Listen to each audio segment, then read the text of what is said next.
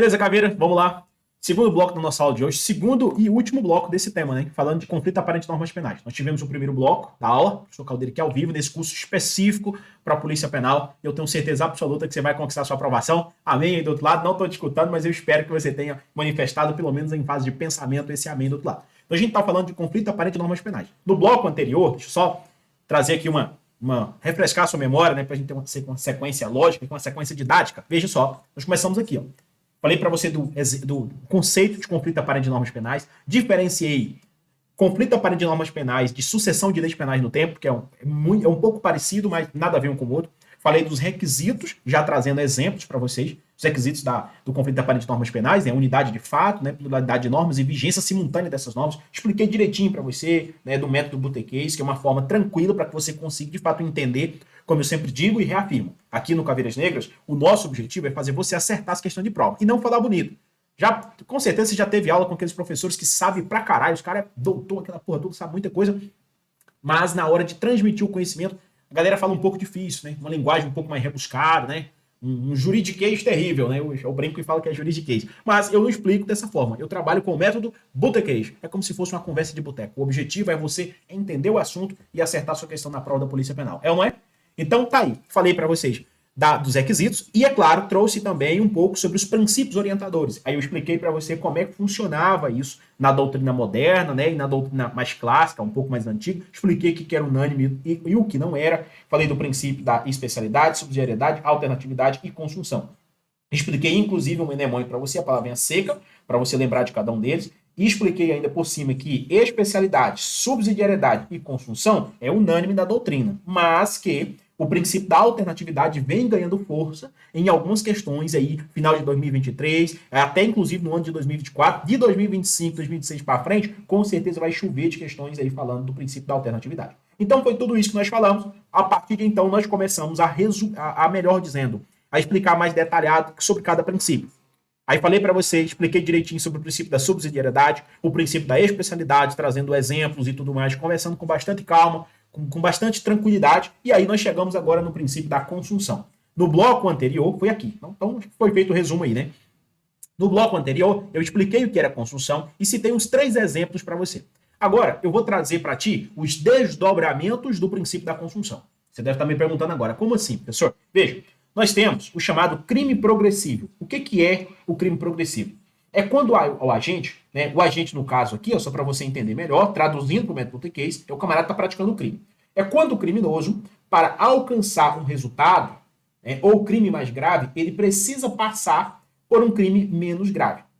Um maior exemplo que eu gosto, já até falei isso no início da aula, no bloco anterior, é o crime de homicídio comparado com lesão corporal. Veja, para o homicídio, passa pela lesão corporal.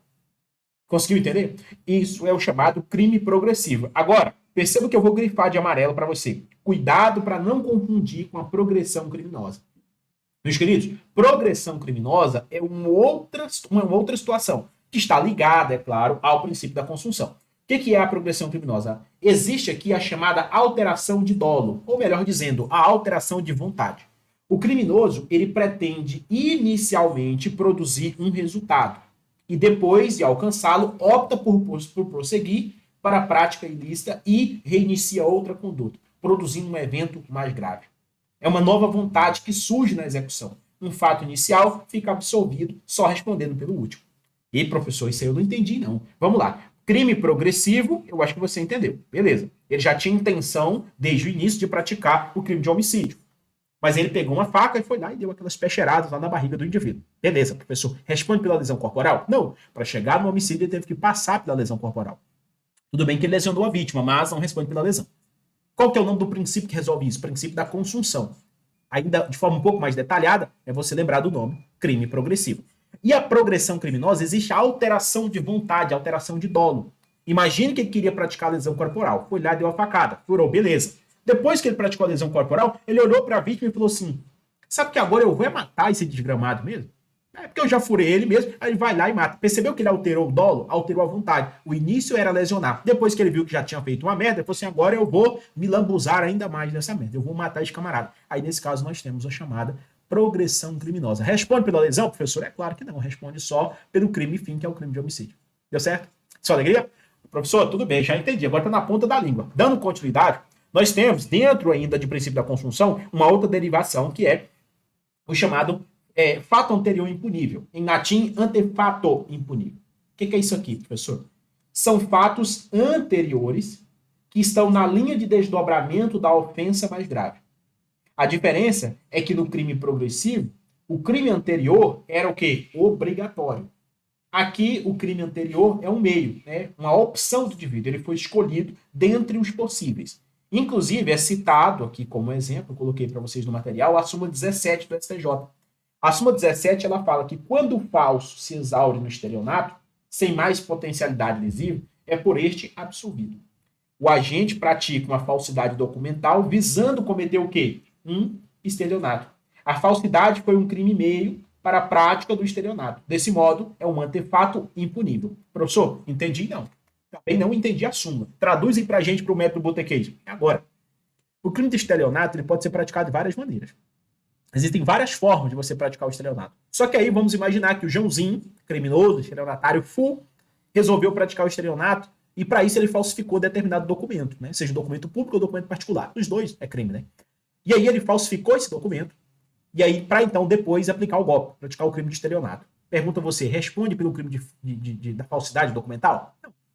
Por quê, professor? Porque veja o que a súmula diz. Quando o falso se exaure no estelionato, ele diz o seguinte, olha, se o indivíduo falsificou apenas para praticar o estelionato, nós estamos diante do chamado antefato impunível. Esse fato anterior, essa falsidade, vai ser impunível. Ele não vai ser punido por ela, ele vai ser punido só pelo estelionato.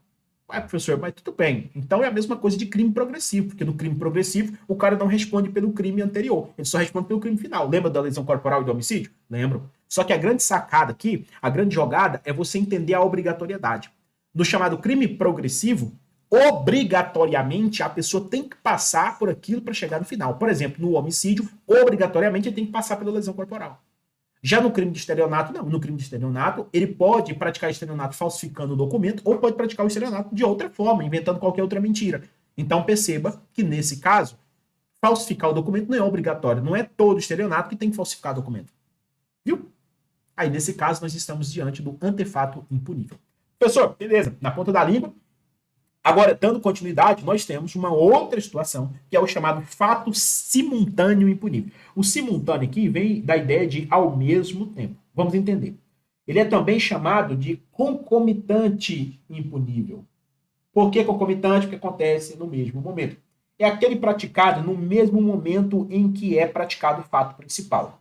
Exemplo, o camarada que vai lá e pratica um estupro em via pública.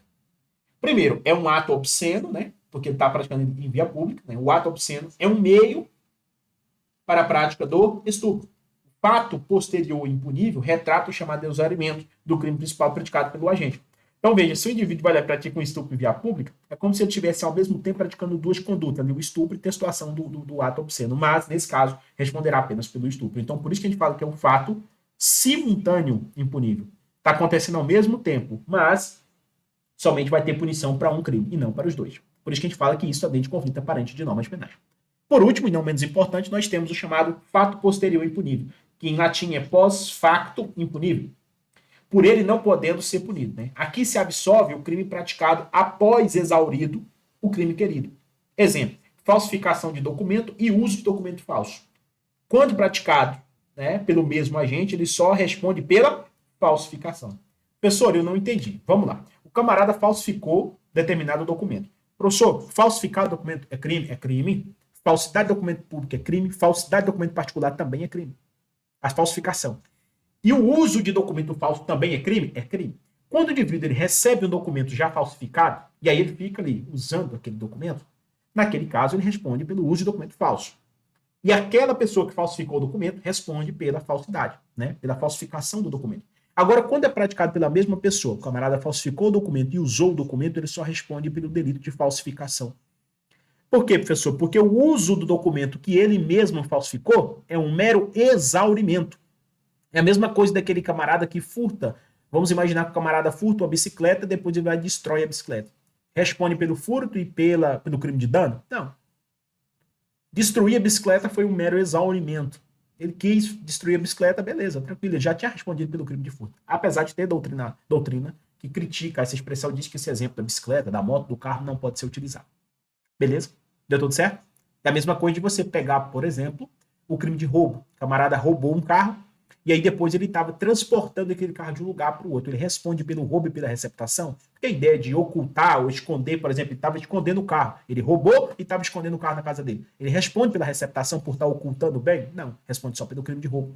Por quê? Porque esse fato que ele fez depois é chamado post-facto impunível. É mero exaurimento do crime. Deu certo? Ó, 10 minutos de aula agora e a gente está, de fato, basicamente, chegando aqui ao final da nossa aula, beleza? Por último, a gente vai falar só sobre o princípio aqui da alternatividade. O que é o princípio da alternatividade, professor? O princípio da alternatividade é o nosso último princípio. Por que o senhor deixou ele por último? Porque é importante você levar essa informação para a sua prova, tá? Tome muito cuidado. Quando a gente fala em princípio da alternatividade, ele não é unânime na doutrina. Não é todos os doutrinadores de direito penal que diz que o princípio da alternatividade é um princípio para resolver o conflito aparente de normas penais. Segundo esses doutrinadores, principalmente a doutrina clássica, né, a doutrina mais antiga, ela diz assim que a alternatividade nunca e nem será princípio para resolver conflito aparente de normas penais. Que o princípio da alternatividade ensina, na verdade, já está ensinado pelos demais princípios: consunção, especialidade e subsidiariedade. Mas, como a gente não está aqui, né, para torcer do lado A, lado B, para a direita ou para a esquerda, nós estamos aqui para ensinar você a ser aprovado no concurso da Polícia Penal. Fala bem do outro lado que Deus vai estar te abençoando, é ou não é? Eu vou ensinar para vocês o que é esse princípio. Esse princípio é o seguinte: ele tem uma aplicação nos crimes chamados crimes plurinucleares. O que é o crime plurinuclear? É aquele crime que você tem dentro do mesmo artigo várias formas de ser praticado. Então ele tem vários núcleos, vários verbos. Um dos exemplos que eu mais gosto de citar é o crime de tráfico de drogas. E foi o que eu coloquei no material para vocês. O que acontece? Quando você abre o artigo 33 da Lei de Drogas, lá tem vários verbos. Importar, guardar, transportar, vender a droga. Tem vários verbos lá que expressam a prática do crime de drogas, na Lei 11.343. Só que a pergunta que fica para você é o seguinte: se o indivíduo, por exemplo, ele importar e ele guardar a droga, ele responde por 2 crimes? O camarada importou a droga, né? Ele trouxe a droga. Vamos colocar importado, vamos colocar guardado. Ele está vendendo droga, está vendendo lá a cannabis sativa ou a cannabis ruderalis, né? Que inclusive são 2, é considerado um dos tipos de drogas. Ele está vendendo lá a cannabis sativa ou a cannabis ruderalis, está vendendo. Só que ele também está guardando, lá na casa dele tem um pouco guardado. Professor, ele praticou 2 verbos previstos no artigo 33. Ele responde por 2 crimes de tráfico de drogas ou não? Ou é só um? Responde por um só. Professor, por que ele responde por um só? Ora, porque embora esse crime seja um crime plurinuclear, ou seja, tem vários verbos dentro daquele artigo, nós estamos aí diante de um conflito aparente de normas penais. O cara não vai responder 2 vezes pelo mesmo crime. Ele vai responder por um único crime.